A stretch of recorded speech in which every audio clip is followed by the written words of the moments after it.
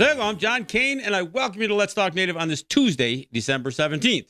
While this program may not provide a path to spiritual enlightenment, we do encourage and in some cases start conversations. We don't do prayers and we don't do buffalo speeches. We take a tough look at history, oppression, and survival. We talk about culture, the arts, politics, and identity, and we may step on a few toes along the way. But our real goal here is to bring people together by breaking down what separates us.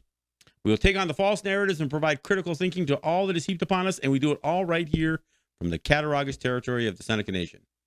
So let's talk Native. But first, let me remind people that our audio streams at www.letstalknative.com. We stream video of the show on our Facebook group page via Facebook Live. Our shows are available as podcasts after our broadcasts on any of your favorite podcast platforms. And we take the video of the show and we put it up on our YouTube channel, which is Let's Talk Native TV. So you can subscribe to our podcast and you can subscribe to our YouTube channel.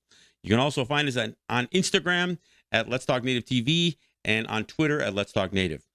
I am the host of Let's Talk Native, and I am assisted here in studio by Jake Proud, who is managing our video and our sound. All right, now, a week ago, we had a bit of a shortened show, and I had a topic that I really felt strongly about, so I wanted to revisit. And the topic that I talked about then was about influences and where we're getting most of our influences, not only for our kids who are so impressionable, but even for us as adults. What is influencing, what is impacting how we live our lives, the quality of our lives, the path? I mean, when we talk about decolonization or being on that, the proverbial red road or whatever else, what's really influencing where we are and where we're going and the direction that we're taking to get there, so to speak. Again, a week ago, I talked about a lot of those really powerful influences, some of them that have completely knocked us off of a path that really is a part of our identity. Church, for instance, the American influences, citizenship, Canadian, American, military service, school. I mean, these are things that have a tremendous amount of influence on it.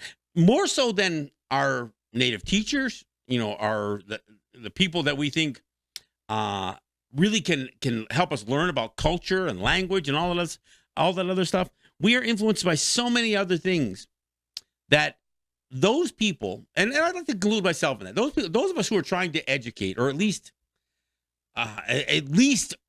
create, some better pathways to critical thinking, we're completely we are competing. we are completely overrun by all of the other cultural influences, everything that is, all things American. Yeah, and one of the things that I left out of that mix of these things that have such a huge influence is the work that we do. And I don't know why I left it out, because there may be nothing in our lives that take up more of our time, that adjusts everything from, well, frankly, our income, obviously, but what we do with that income, and of course, what we do for a job, what we do for sustenance, for income, also can place us in an environment where, look, there may not be any other Native people even there, so we're not necessarily working with our own people. So we're working in areas, and I'm even speaking for myself. Look, I go to New York each week. Not a whole lot of Native people I'm running into in New York. Now, and I'm not saying that there aren't some experiences that I get from the people that I meet along the way, but when you think about what we do on a daily basis, I mean, look, if you go to work every day and you do your 9 to 5 or whatever, you do your 8, 10, 12-hour shift, that's all that time is away from your family. All that time is away from that path, right? All of it. And that job also has a tendency to make you compromise not just your time that you spend with your family, but look, you're doing this for money. Many people are doing jobs oftentimes that they hate for money. So they've already compromised a huge part of their happiness for the paycheck. So, and then when you think about how much the pursuit of that paycheck, look at some of the immorality associated with, with where wealth is gained. I mean, the whole idea of, people who cheat each other, and people who are selling something and trying to get the maximum dollar for what they're selling, whether it's for their labor or whether it's for the products that they produce or whatever else. Yeah, and look, the system of capitalism is rife with all kinds of abuses. I mean, and all kinds of ethical and moral questioning. I mean, when you go to college and you study business, get a business degree, one of the areas that most schools spend a great deal of time, they talk about morality and ethics, because at some point along the line, you better know what is immoral and what is ethical if you're in business, and I guarantee it, you're gonna be asked to cross that line. So when I think about all of these things, and I'm not going to dwell on some of the stuff that I talked about a week ago, but they're all there. I mean, who's educating us as adults? Who's educating our children? And again, we can, church has had a huge impact. I would dare say, if you look on most native territories, there are more Christians in almost every native territory than there are people who have any kind of traditional cultural leanings. I mean, and I don't want to treat Longhouse as a religion or frankly any of it. I mean, the Choctaw Nation, they did a tribal council resolution declaring that the Choctaw Nation of Oklahoma is a Christian nation. They got these huge billboards when you drive. I mean, so you can't say that there's not influence there. And I don't care how many powwows you host. I don't care how many, how many language programs you have or cultural programs. If you at your core have adopted the very religion that was used to subjugate our people in the first place as your national religion, wow, that's disturbing. But again, I'm not going to go over all that again. But getting back to education in general, how we are educated, where do we get most of our knowledge about who we are? We don't get it from school. I would say, and in my experience, most of what I learned as an adult, not as a child. And even still, I look at children, and they aren't getting the dosage of this stuff. My grandson just today, he says, Grandpa, you did a show a while ago, and you said they don't teach anything about the Sand Creek Massacre, and we talked about that in school. I said, yeah, when was it? Where was it? Who was the president at the time? And he couldn't answer any of that stuff. I said, well, I'm glad you talked about it, but you really don't know anything about it, because whatever you talked about didn't leave enough of an impact for you to have a full understanding of what the brutality was and the context. I mean, one of the things that frustrates me about the way history is told, everything is talked about as if in their own little silos. There is no context for what Native people were experiencing during the Civil War. So when people think about Abraham Lincoln, they only think about him as the president during the Civil War and then being assassinated. They don't think about the Sand Creek Massacre. They don't think about the execution in Mankato, Minnesota, and tie any of that stuff to him. No, they don't. Well, then there's no context to it. So the way we're educated is really what we talk about socially. And we only fit it in between career, post-secondary education, and all that stuff. So so when I'm talking about the influences, how do we step that up?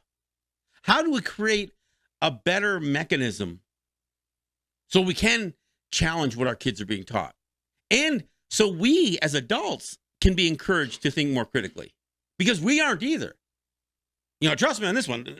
Look, I bring up a lot of issues that are uncomfortable for people. And you know who they're the most uncomfortable for? Tribal counselors. Or, I take it back, not just tribal counselors, even the so-called traditional counselors. I make those people uncomfortable because of the things that I bring up. And look, and I'm only bringing them up. I'm not causing these issues, right? I mean, but it makes people very uncomfortable. Look, I got into a drawn out battle with Suzanne Harjo because I had the nerve to use the word genocide as it was associated with, with the U.S. and Canadian government trying to force us to be U.S. or Canadian citizens just so we can travel internationally. We get into this long conversation. So I made her uncomfortable enough that she wanted to challenge me on a listserv that had some pretty prominent Native people. Some of them who willingly and begrudgingly had to take my side on the issue or just try to back away because they knew what she was saying was indefensible. So again, this is what I'm talking about. We don't have, look, we don't have the books. I'm not saying there aren't well-written books. Stephen Newcomb's book, Pagans in the Promised Land, Roxanne Dunbar Ortiz's books, and she's got a whole bunch of them, but including an Indigenous Peoples' History of the United States, 20 all real Indians all real Indians died off, and 20 other myths about Native Americans. Those are just two examples, but there's a lot of books out there. Thomas King's book, the Inconvenient Indian, Vine Deloria books. There's but we don't use them in our day to day, and we sure don't use them to specifically look. If you read a book and you don't discuss it, then you didn't get very much out of the book. Because the value in reading something is to pull it apart. And I don't mean criticizing it, but finding something in a book that you can discuss with somebody. That's what I talk about. We start and we encourage and in some cases start conversations. There's almost nothing that I'm going to say here that somebody else hasn't already said. Maybe a few things, but there's almost nothing here that I say that is a completely original thought. And in fact, we have had people saying some of this stuff for generations. But the problem is they don't resonate enough that we start to take actions to make sure that not only do we have these conversations, but we take these conversations and then apply them to expand our wealth of knowledge. And this is what I'm talking about when I'm talking about the influences. And look, obviously the other huge influence, but again, none more than what we choose to do for our career is the media. And the media includes everything from Hollywood to, radio to the YouTube videos that we watch, the internet, the television, obviously. We get all kinds of ideas from from entertaining ourselves or even believing we're educating ourselves by going to these movies and watching what somebody else is producing, most of which is not produced by Native people. And frankly, some that is produced by Native people doesn't always have the financial support or the when I say financial support, that support is needed for research, as well as for whatever production costs you need. So there's a lot that has to go into this stuff to be really effective. Look, we do what we can with the resources that we have, but look, we don't have $100,000 budget to spend on a documentary, or $30,000 to spend on a YouTube video. No, we don't. So we do what we can. But see, we don't even try to create the support for even shows like this. We don't. When I think about the money that some of these tribal councils or traditional councils, Onondaga Nation spent something like $20 million. And that might be grossly underestimated. To do this stupid greenhouse thing. They call it Plantagon. They spent, that was $20 million of Onondaga money. They also solicited donations for years. One of the biggest Ponzi schemes ever. They bought into this Swedish technology. And what do they have? They just filed bankruptcy last year. They had to bankrupt the idea. Tens of millions of dollars. Can you imagine the resources, or what you could have done with tens of millions of dollars in resources for education, for our own, media? I don't mean just to, push Let's Talk Native over the top, although I am accepting donations. But I just mean all of it. Doing video shorts, documentaries. But we could have created a tremendous opportunity to educate and expand some of these conversations.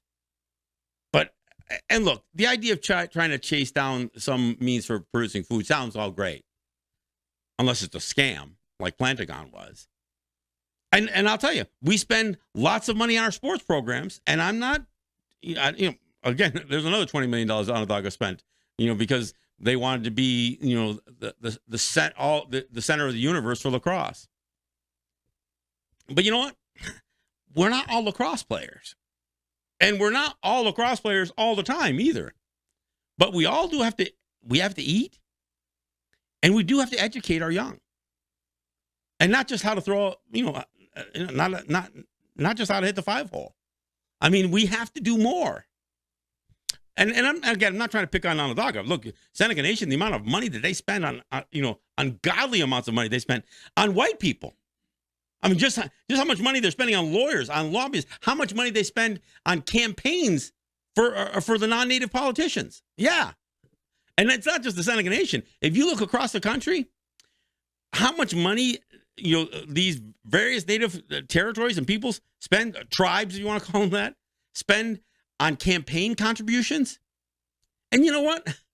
It is the height of lunacy. Because if you were going to throw $100,000 to the Democrats and $100,000 at the Republicans, you didn't even buy political favor. They're not going to do anything special for you if you're still supporting the other side. There's nothing more polarized than American politics. So, the idea of throwing money at both parties is like, that's just throwing money away. It's insane to me. And those kind of influences, they do nothing for us either. But we keep going down that path. See, that's what I'm talking about when I say we're influenced by the outside governments. Look, we've talked about gaming a lot on this show. We had the right to do gaming before the Supreme Court ruled in a California case, before they passed the Indian Gaming Regulatory Act. We had the right. Those things didn't give us the right. But you know what it did? It made us follow like sheep. It made us go down a path that they laid out for us and say, okay, this is how we're going to allow you to do gaming. Now, they couldn't disallow us to do gaming because when they tried that, it went to the Supreme Court. The Supreme Court ruled in favor of the Cabazons. So they couldn't disallow it. But what it is, they tried, well, this is what we're going to consider legal. So everything else could stay gray enough that it would have been hard for us to have, obviously to finance our this industry. It would have been hard for us to get vendors who would be worried about whether they're risking their vendors' licenses in, say, Vegas or other state or provincial markets. No, it's again, we're allowing them to influence us. Seneca Nation paid $1.5 billion to the state of New York. I don't know if the Seneca people could say that they saw $1.5 billion. That's how much influence. That's how badly we are being shaped by state politics. And you know what? And not just by the state politics, by our own consultants and lawyers and lobbyists. They all lead us down that path. So the reason I bring all this stuff, and I know I talk about a lot of this stuff in various other, when I'm talking about these issues, I bring up some of these same issues too. But the reason I bring it up is because it just makes me frustrated to think how little we are investing in our future. And I don't mean future money making. And, again, look, we've got programs to help us get jobs out there. We have programs that'll, get us into the unions. We have programs that'll, help us. Look, we have native territories that help try to recruit people into the FBI or into the military, all that stuff. But that's not for us. So this is exactly what I'm talking about. We aren't doing the things that we need to invest in us. Because here's the bottom line. And this gets me back to the whole idea that our work, our careers, our jobs are so overbearing. I mentioned this before in the past, but let me say this again.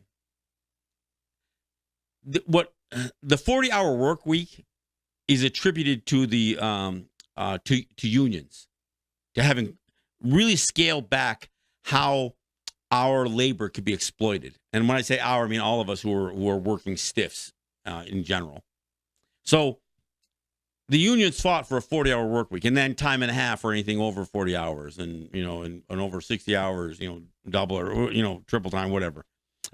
Weekends off. I mean, all of this stuff, vacation, some of the things that we take for granted. But think about this. So when I was a kid growing up, my father could, go work as an iron worker, put in 8 hours, come home, and he could support a family of 5 or 6 of us.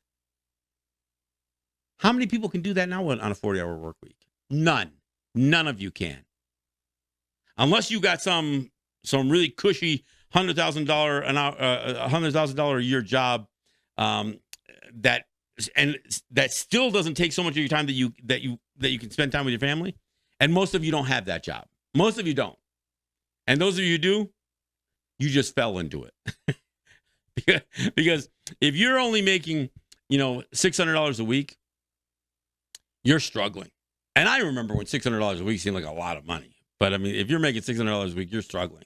So you got to do more. So you got to work overtime or you got to work a second job.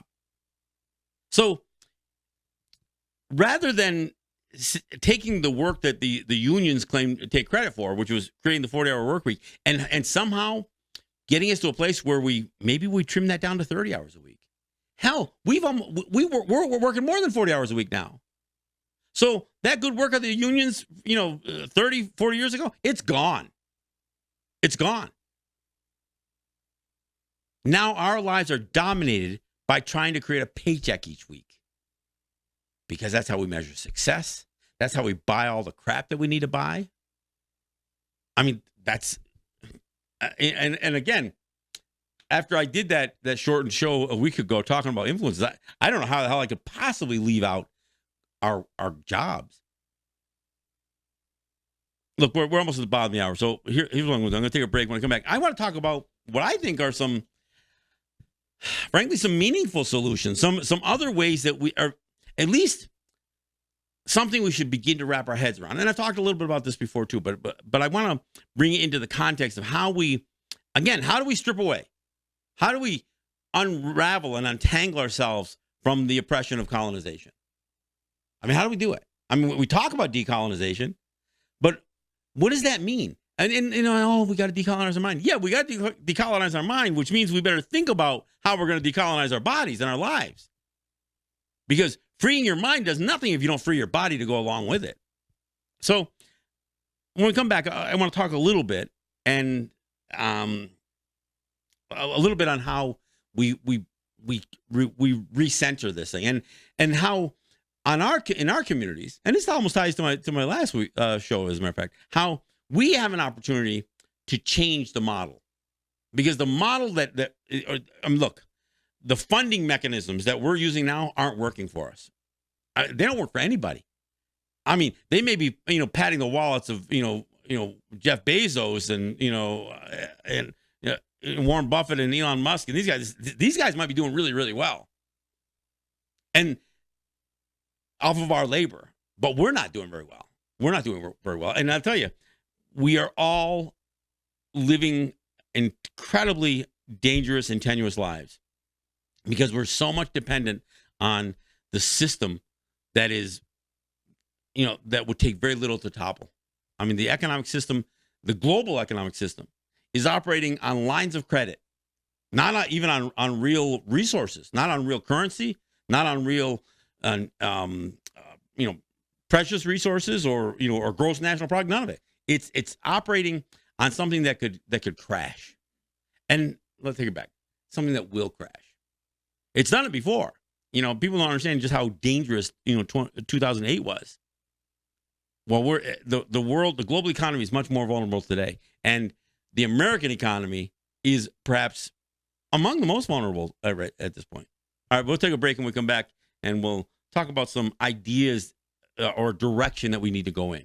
This is John Kane. This is Let's Talk Native. Sitting by the phone, waiting for the ring, the clock says my next move. The hands move, but not for me, it seems to be the norm these days. Staring at the wall, waiting for the fall. When I get there, I know it will be.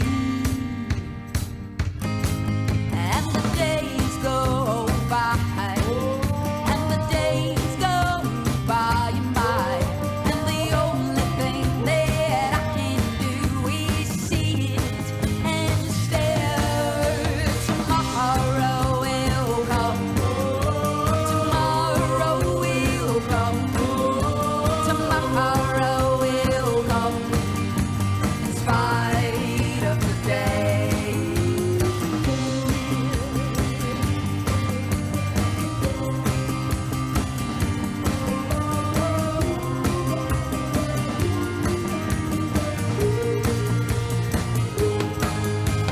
Where is my pleasure?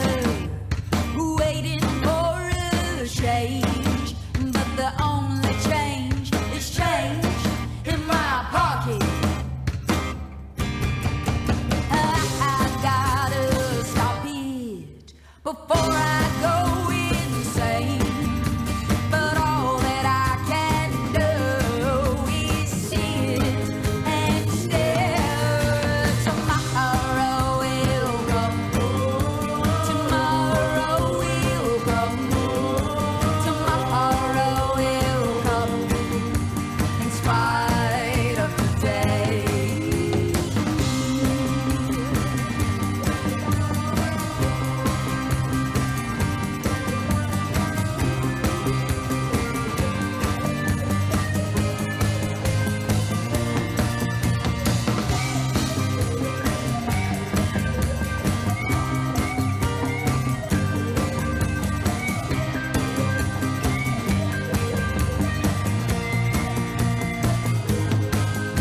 Tomorrow will come, tomorrow will come, tomorrow will come, in spite of today, in spite of today.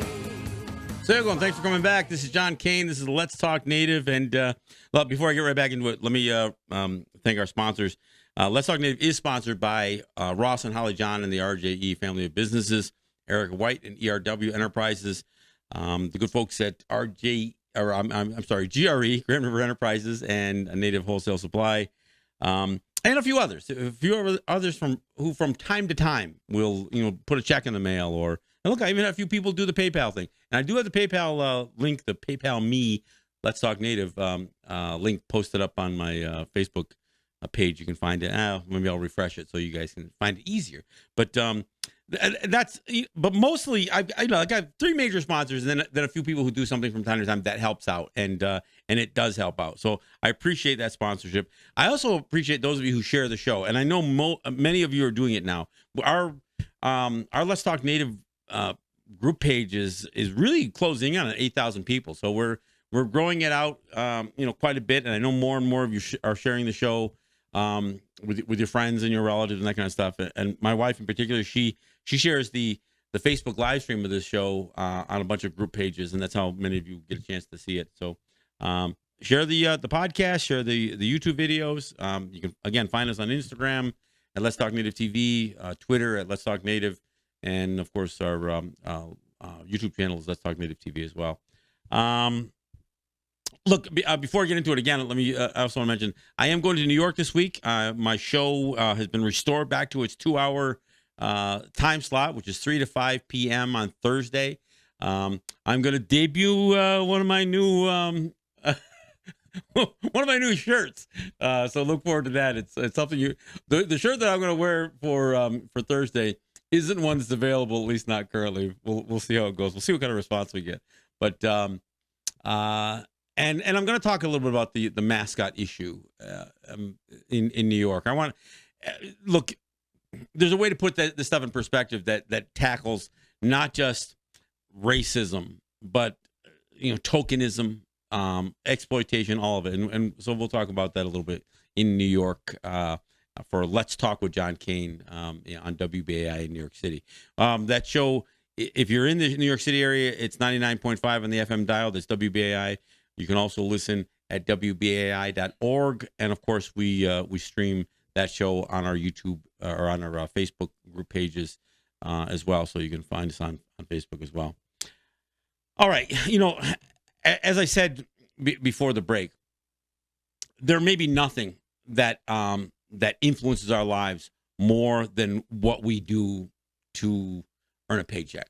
And a lot of the influences of that, I mean, look, we make a lot of moral compromises for that paycheck. Not only do we compromise our time with our family, which is a moral issue all by itself, but frankly, some of the stuff that we do, I mean, we do to make money. And I'm not talking about just drug dealing or prostitution or anything. I'm not even talking about the nefarious stuff, even the stuff that's supposed to be somewhat honorable. There's stuff that we sell. There are companies that we support and we work for that we know are not necessarily treating employees right or consumers right. There's a lot of compromise that we make. But I want to talk about something that I have talked about before, which is how do we begin, at least at the community level, to break some of that mold so that we aren't looking at 100 families in just a community, for instance. I mean, talk about 100 families. That out of that 100 families, we don't have, all the mothers and all the fathers out there working, 40 or 50 or 60 hours a week. Well, I mean, the first thing that anybody's going to say is, well, that's how much you have to work to earn enough to pay for everything. Well, maybe that's what we have to do. We have to look at what we're paying for. So if we do produce a certain amount of food, if we can take food out of the equation, so we're not working to feed ourselves. I mean, just think, if we could take that off the table, if we could trade off a certain amount of the labor that we sell, of our physical labor, we sell to somebody else so we can buy food, to working as a community to supply food. Well, that would be more wholesome. That would be more traditional. That would be better for our family, a better quality of life. And of course, it would also be better food. So that's one thing. And look, I'm not saying everybody in the community is going to do this, but what if a segment did? What if some of the other things that we spend money on, a car? I mean, I look at even on the native territory. Not only do we have 2 running cars in each driveway, but we probably got about a half dozen that aren't running in every driveway. I think I got 3 in my house. So what if we could begin to eliminate some of that? What if we did more ride sharing within a community? What if we didn't have to have, what if we actually get to the point where nobody had to own a car? Or only a few people did? I mean, in places like New York City, you could live your entire life and never get a license. I mean, because of mass transit and that kind of stuff. But there's ways to get around. But we don't need mass transit because we're not a massive population. We need the kind of transit that we can get ourselves, from point A to point B. Whether it gets to the clinic or if we have to go buy something. Hopefully not food, because we're taking care of that by producing our own food, right? And look, I realize we're not going to produce every stitch of food that we put in our mouths. So we're still going to buy some things. But again, we can bring some of that local. Well, we could do a cooperative market, grocery market, a grocery store, not just a farmer's market, but we could do food co-ops. We could do all kinds of things, right? And you know what? That food could actually be tied to the ride sharing stuff. Just like they got Uber Eats, right? Isn't it what it's called? Uber Eats or something like that? Yeah. So, I mean, if we could take care of the major costs that we have associated with food and transportation by having a more community approach to it, okay, what about what's the other thing we pay for a lot for? Well, our housing. Look, I've got a project that I've been, dabbling with for now over a year anyway. The idea of building a tiny home. What if we change the idea? I mean, and my idea is that I could build a quality home for less than $30,000. And you know what? And if I had people pitching in, so if it was a community effort, we could probably get ourselves into quality homes that we could add on to. We could, do them almost as modular units that they could be, put together or taken apart as our family grows or separates. I mean, we can do this, or do it in such a way that we can recycle so much of it. So if we As a community, we dealt with housing, transportation, and food. What else is left? Well, of course, we got to heat the house and that kind of stuff. Well, and the energy, right? Well, but even energy. If we dedicated ourselves more to, to some solar roofs or, small windmills and that kind of stuff, I mean, I realize we're still going to have to buy gasoline and that kind of stuff. I mean, for our vehicles or, even if they are, but look, I know the stuff that I'm talking about seems bizarre. And I know that there are people listening saying, there's no way in hell that's ever going to work. But you know what? Things like this are working in some places. And frankly, this would work with our cultural background. And look, this isn't communism in this, Red Scare sense of the word. It is more communal. Don't get me wrong. But what I'm trying to suggest is that we have to do something that changes the quality of our life. And you can't change the quality of your life if you're chasing a paycheck every week. So what if we got to the point where, all right, we're only going to work for a paycheck, say 20 hours a week or less, because we can get the other things that we need from the community. So look, maybe you make, $15 or $20 an hour, but you only work, 20 hours a week. And the rest of the time you're maybe you want to call it work, whatever, but you're working with your own people in your community.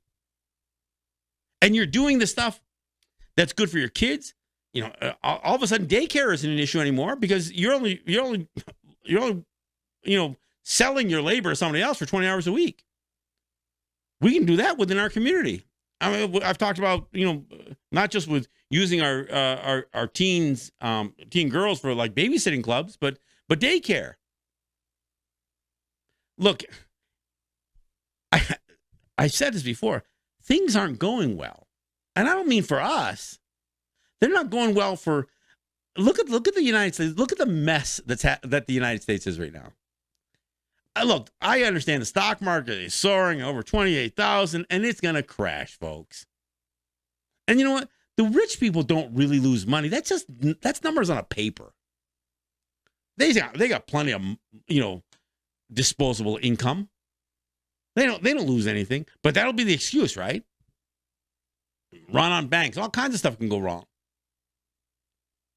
I mean, the social unrest in the United States, the hate between the right and the left, between the black and the white, or the white and the brown. I mean, the tensions that exist in global conflicts, and again within, this sense of nationalism. Look, there is a lot of trouble brewing. The world right now is a tinderbox. I'm not even worried about nuclear strikes. I'm not worried about that kind of stuff, although that's all still out there. You got to be worried about whether somebody loads up with a couple of automatic weapons and starts shooting up a school, for crying out loud, or a synagogue, or a grocery store, or apparently even a cemetery. And so your biggest threat is not whether there's a nuclear holocaust. Your biggest threat are the tensions that are homegrown right within the areas that we live. Look, I can drive right now 5 minutes and see a Nazi flag hanging on somebody's fence. I can drive 2 minutes and see Confederate flags flying all over the place. Of course, here on the Native territory, there are more American flags flying than there are Seneca flags or Hiawatha Belt flags or anything else. Because people have lodged themselves into these social silos, these political silos, into these areas where loyalty and patriotism trumps all else. It trumps humanity. And people are willing to kill. Nobody's willing to die. But people are willing to kill for it. I mean, I know everybody's, oh yeah, those brave soldiers who put their life on the line, all that. Yeah, not for our freedom. They put their. Do they really put? I'm not saying that their lives aren't at risk for what they do, but I don't think a soldier, or a police officer, or a firefighter, I don't think any of them take those jobs expecting to die. They take those. I mean, the first responders, and I include police, but ambulance, EMTs, and firefighters. Look, they're hoping to save people. Yeah, and they put themselves at risk to do it. But again, we get all caught up in this, into this rhetoric, and into these debates, and into these arguments over heroism and patriotism and again, nationalism. Look, I'm not suggesting that Native people are better human beings, that we are superior, but we have gone through so much. And if you look at where our culture comes from, we are in a better position to change, the systems of our lives. And I don't mean just I don't mean turn the hands of the clock back. I'm not saying let's go Amish and pretend we're live like we did 100 years ago. I'm not saying that'd be a terrible thing, but I'm not saying, our experience 100 years ago wasn't a good time for us. So that's not where I want to go anyway. But I think we can take things from our cultural past and apply them to now and to the future to raise the quality of our life. But again, getting back to the original topic of tonight's show, we've got to start shedding ourselves of some of the influences. I'm not saying we shouldn't be aware of what's on the news or what white people are non-Native people are teaching. By all means, go to the movies, listen to the radio, listen to music, but don't let that shape your lives. And you know what? Let's make sure that we support our Native artists, our filmmakers, our theater, our playwrights, our musicians, our artists. That's what I'm saying. Because, one of the reasons I play so much Murray Porter is Murray is a perfect example of somebody who brings in our issues into music. So it's entertaining, but it's also educational. And that's the commitment that we should have.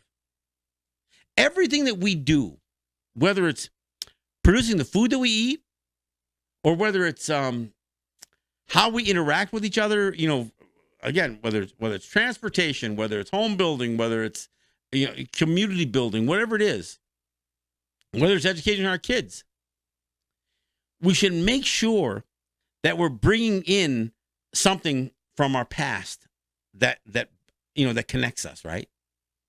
Look, we do the the whole idea of doing that is to remind us of our relationships. But if we just rattle that off for 20 minutes, as I do, or some people can do it and take 40 minutes or 4 hours, I don't know.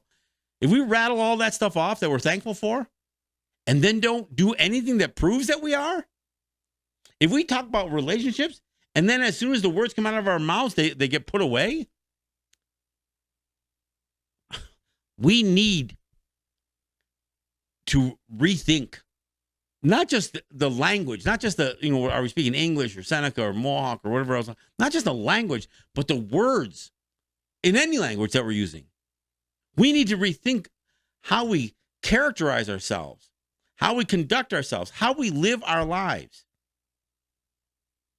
And if we don't, we are as vulnerable as any American family, any Canadian family, any European family. Look, we live in areas that can support us. Look, I go to New York City, I'll go on Thursday. Those people are screwed. 10 million people? Shit, they'll be eating their young. I don't know how they're going to survive if calamity, not just climate change, but economic crisis, social unrest. Look, the tensions in New York City are incredible. Black Lives Matter, police violence, gentrification. All of look, this last shooting was, what do they call those guys? Something Israelites? The black Israelites. Those two guys who killed those folks in Jersey, they were tied to the black Israelites. Those are the guys that our people were in this, war of words with in front of the Lincoln Memorial when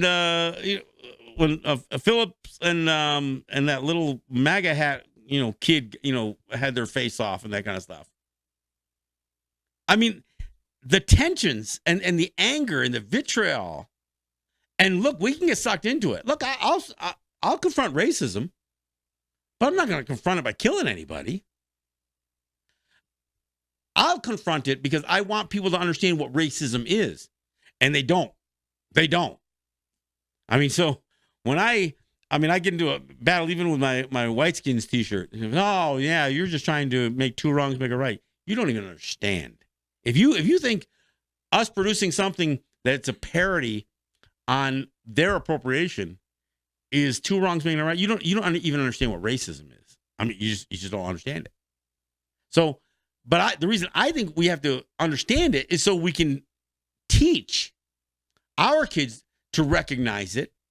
Because look, if you don't understand where the vulnerabilities are, if you don't understand the tensions that are building up, I'm going to tell you, as a parent, I thought I could shelter my kids from this.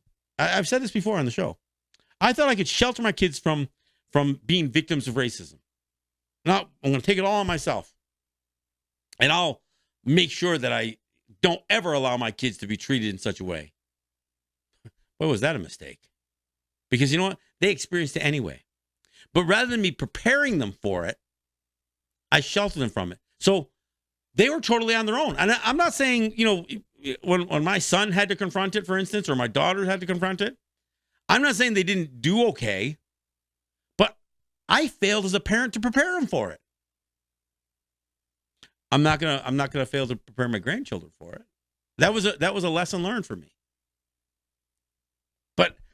But again, I don't have the luxury of having the time with my grandkids that a school teacher does, or a school system does, or the internet does, or television does, or the politics. I mean, I went to my grandson's basketball game tonight before doing the show. And we got to stand there for that Star Spangled Banner. And everybody with their hands on their hearts and that kind of stuff. And, and nobody even understanding what the words mean. It's just it's a ritual. Rituals are dangerous because they are thoughtless actions. Yeah, let me say it again. Rituals are dangerous because if you don't understand what you're doing, or if you have this twisted view of that you're doing, pledging allegiance to the flag, what the hell does that even mean? We're teaching 5-year-olds to do that stuff. Our 5-year-olds are being indoctrinated in stuff. And are we breaking it down for them? I mean, even I sometimes worry, well, I'll wait till they're a little older. Should I? Should I wait? Or should I confront it directly? Understanding that if I confront it with my 5-year-old grandchild today, they're gonna live with tension because they go to the school, because we're not educating our kids ourselves. Which again, if we became more of a community and we started taking more of that responsibility, if we weren't working 40 hours a week or even 20 hours a week, if we were working within our community cooperatively, the teachers can teach, the farmers can farm, the mechanics can, repair and, recycle and reuse, refurbish. The home builders can build homes. We can encourage our midwifery, as they call it, midwives. We could start revitalizing our use of traditional medicines. Look, are we going to have answers for everything? Well, I'll tell you, if we fix our diet, we'll fix half of what we go to the clinic for. We do some things that, give us a healthier lifestyle, exercise, diet, activity, mental stimulation. I mean, what I describe, some people are going to say, well, that sounds like hell. Others are going to say, that sounds like utopia. Well, it's neither. It's something in between. But it's doable. And are we going to transform, the Seneca Nation or the Tuscarora Nation or the, Oneida Nation? No. And I'm not even suggesting that we try. I'm saying let's do a community.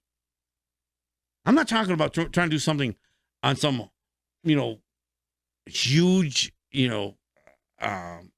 platform. I'm saying let's start with a community, a small community. That's where these transition towns and this idea of sustainable communities. Look, there are things that we can do within a community.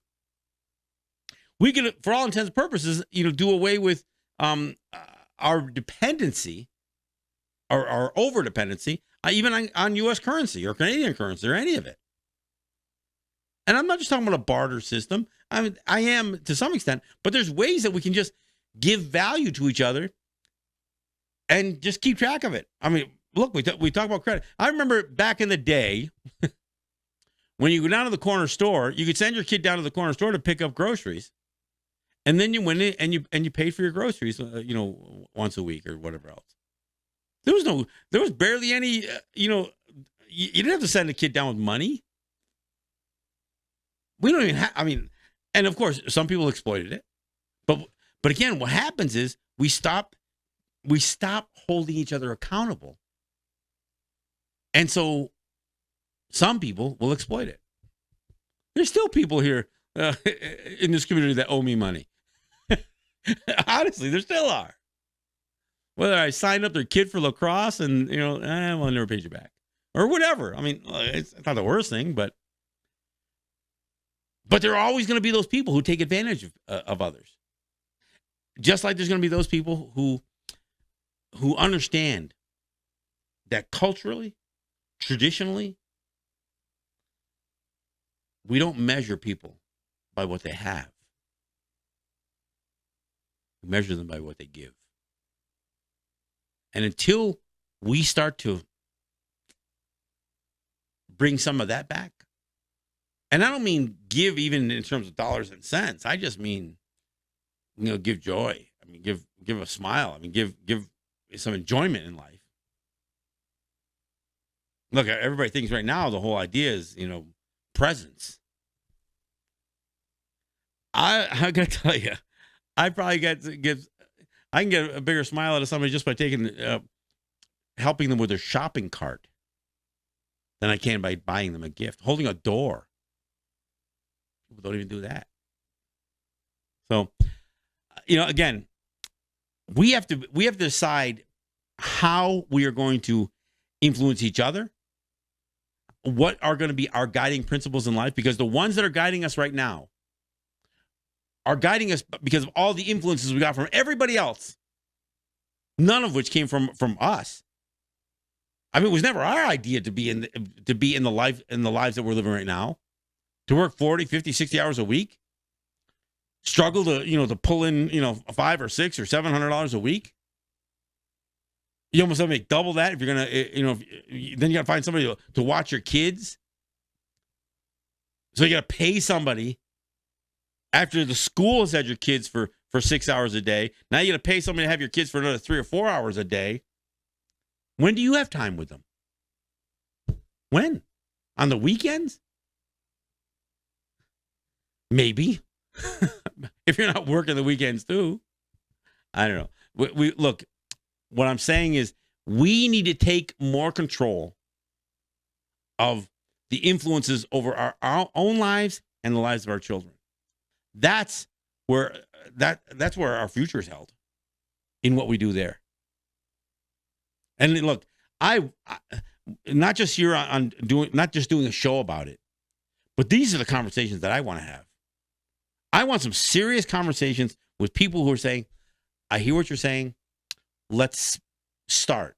We don't have to, it's not an all or nothing proposition either. This is something you can do incrementally. You can just start small. You get yourself in a spot, all of a sudden you realize, you know what? I don't need that paycheck as much as I used to. I can get by on, a couple $100 a week if I have this, and this coming to me because I have some other, something else to exchange, even if it's of myself. It's not the same thing as work. It is work, I guess. And planting a garden is work. But these are things we have to consider. So, look, I talked about some of this stuff a week ago. I wanted to revisit it because I didn't feel like I really hit it home and hit the issue as hard as I want to. So, we'll bring the subject back up from time to time, and maybe from community to community, we can have more influence on how we, on ideas and thoughts and plans going forward. That's my hope. I want to thank you for listening. I'm John Kane. This is Let's Talk Native.